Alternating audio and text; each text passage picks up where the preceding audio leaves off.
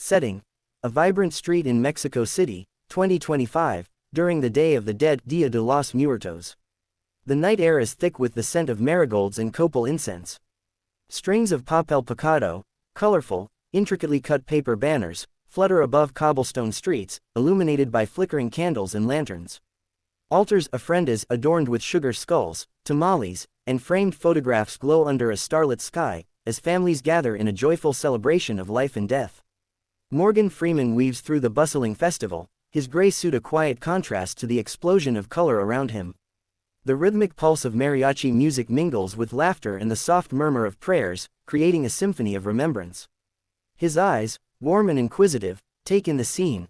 Children in skeleton face paint dart between adults, their giggles piercing the night, while elders sit quietly, gazing at altars with tender smiles. Morgan pauses at a particularly elaborate ofrenda, its tears laden with marigolds, pan de muerto, and a black and white photo of an older man with a mischievous grin. A woman in her 40s, Rosa, notices his interest and beckons him over, her hands dusted with sugar from arranging candies. "This is my grandfather, Don Miguel," Rosa says, her voice bright but laced with longing. She lights a candle, its flame dancing in the breeze, and places a small glass of tequila beside the photo. "Tonight, his soul comes back to be with us."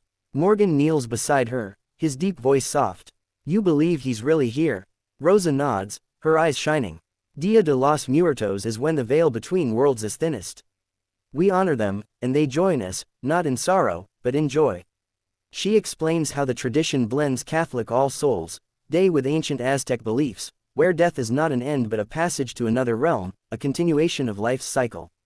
The marigolds, she says, guide the souls with their vibrant color and scent, while the food and drink are offerings to nourish them on their journey. Morgan listens intently, his thoughts drifting to his own family buried in Mississippi, his grandmother's gentle hands, his brother's booming laugh.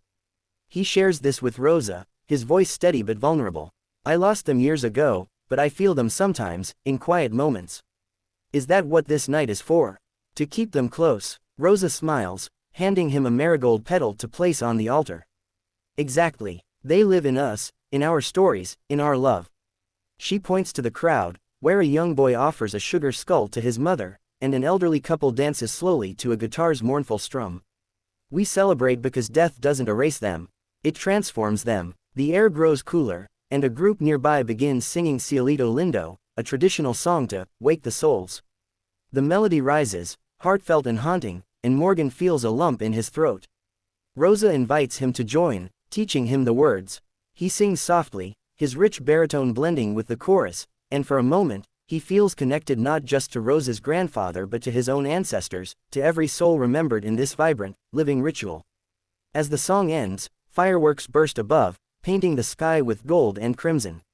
Morgan looks at Rosa, her face illuminated by candlelight, and says, "We all want to hold on to those we love, don't we? No matter where we come from." She nods, and they stand together, surrounded by the glow of memory, as the festival pulses on, a testament to life's triumph over death. Setting: a small coastal town in California, 1983, recreated in vivid memory as a stormy sea crashes against a jagged, rocky shore under a sky bruised with gray clouds.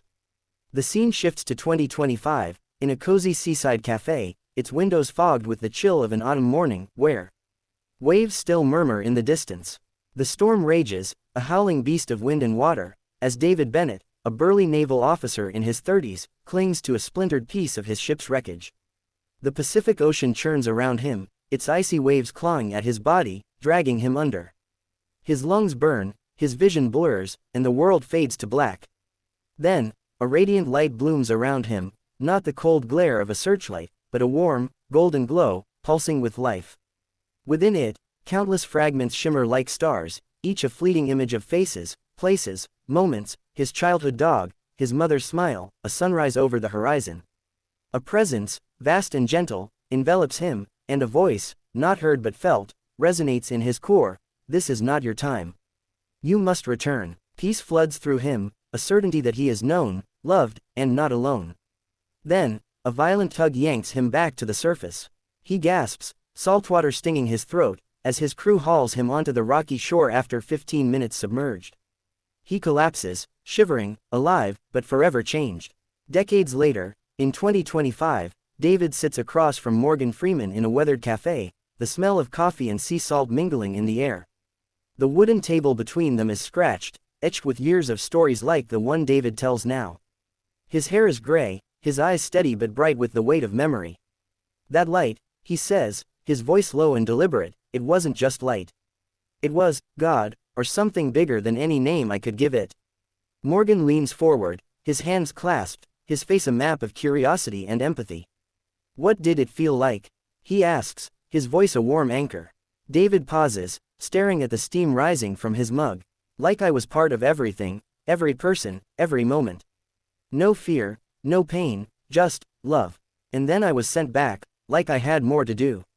Morgan's thoughts drift to his own brushes with mortality, friends lost, the quiet ache of wondering what awaits. He recalls the ancient Egyptian beliefs from Cairo, the trials of the soul, and wonders if David's light was a glimpse of that journey. Do you think that was the afterlife? He asks. David shrugs, a faint smile breaking through. I don't know what it was, but I know there's more than this. He gestures to the cafe, the rain-streaked windows, the world beyond. I was an atheist before that night. Now, I carry that light with me. It changed how I live, kinder, braver, like I owe it to that moment to be better. The cafe hums with quiet conversations, but Morgan feels the weight of David's story settle into him. He thinks of the countless cultures he's explored, Egyptian tombs, Mexican altars, Buddhist meditations, all grappling with the same mystery. You believe in something now, Morgan says, not a question but a reflection. David nods, his gaze drifting to the ocean visible through the window, its waves calmer now but still endless. I believe we're more than our bodies. That light, it's waiting for us. Morgan sits back, his eyes tracing the lines of David's weathered face, seeing not just a survivor but a man who glimpsed beyond the veil and brought back a truth too vast for words. Outside, the tide rolls in, a reminder of life's relentless pull, and Morgan feels a quiet hope that maybe, just maybe, the light David saw is real. Setting, a sunlit courtyard in Cairo, Egypt, near the Giza Plateau, 2025. The morning air is warm, carrying the faint scent of desert dust and blooming jasmine. The towering pyramids loom in the distance, their weathered limestone faces glowing gold under the rising sun. The distant call to prayer weaves through the hum of tourists and the clink of archaeological tools. Morgan Freeman steps into the shaded courtyard, his footsteps soft on the worn stone path, his gray linen suit slightly creased from the heat. His presence is calm, almost reverent, as he approaches drive. Amina Khalil, an Egyptologist with a warm smile and eyes sharp with knowledge. She stands beside a 4,000-year-old stone tablet, its surface etched with intricate hieroglyphs depicting the journey of the soul through the afterlife. The carvings show Anubis, the jackal-headed god, weighing a heart against a feather, while Osiris, lord of the underworld, presides over the scene. Morgan traces a finger just above the stone, not touching, but close enough to feel its ancient weight. This drive, Amina says, her voice steady with pride, is where humanity first wrestled with death's mystery. The Egyptians didn't see it as an end, but a passage. Morgan's deep voice carries a quiet curiosity as he asks, what did they believe happened after? Doctor. Amina gestures to the tablet, explaining how the ancient Egyptians believed the soul faced trials in the duat, the underworld, a perilous journey where the heart was judged for its purity. If it balanced against the feather of Ma'at, truth and justice, the soul reached the field of reeds, a paradise of eternal life, she says. They spent their lives preparing, building tombs, writing spells, living rightly. She points to the pyramids in the distance, their massive forms a testament to this obsession with eternity. Every stone was a prayer for the afterlife. Morgan's gaze lingers on the pyramids, their shadows stretching across the sand like fingers reaching for forever. He thinks of his own losses, his grandmother, whose hands smelled of cornbread and love, his brother, whose laugh could fill a room. Their absence is a quiet ache, and he wonders aloud, how can we know what's beyond? Is it faith, or just hope? Doctor. Amina's smile softens, her eyes meeting his. For them, it was both. They built these monuments to defy death, to say, we are more than this life.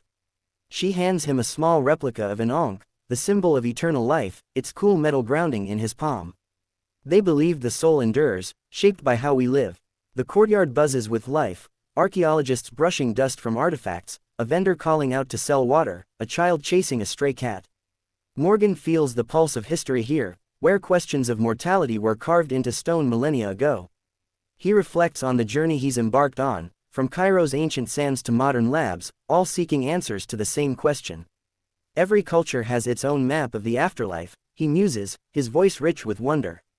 But it's the same road we're all walking, isn't it? Doctor. Amina nods, gesturing to the tablet.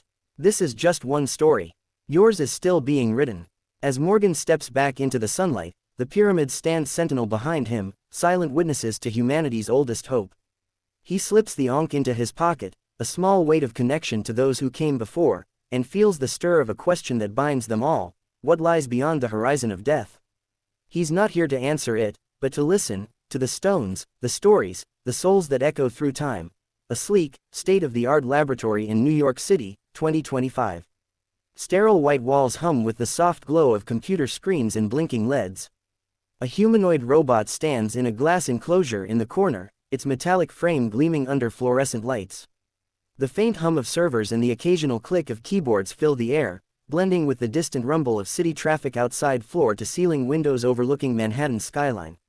Morgan Freeman steps into the lab, his polished shoes tapping softly on the polished concrete floor, his presence a grounding contrast to the high-tech surroundings.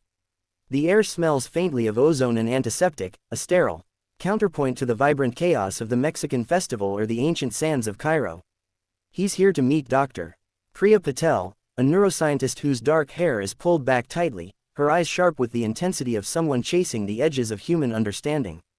She gestures to a screen displaying a 3D model of a human brain, its neural pathways pulsing like a constellation of light.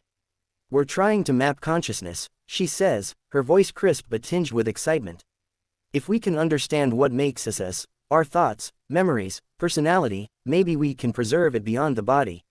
Morgan settles into a chair, his hands resting lightly on the arms, his gaze fixed on the screen.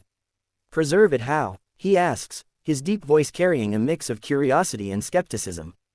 Dr. Patel explains her project. A cutting-edge effort to upload human consciousness into a digital framework, a kind of immortality where memories and personality live on in code.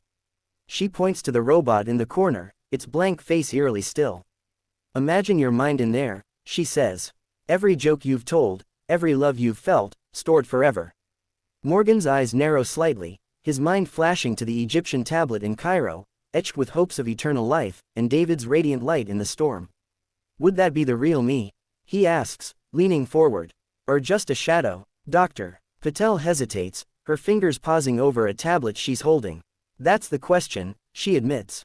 "Consciousness might not be tied to flesh, but is it more than data? Is there a soul that can't be coded?"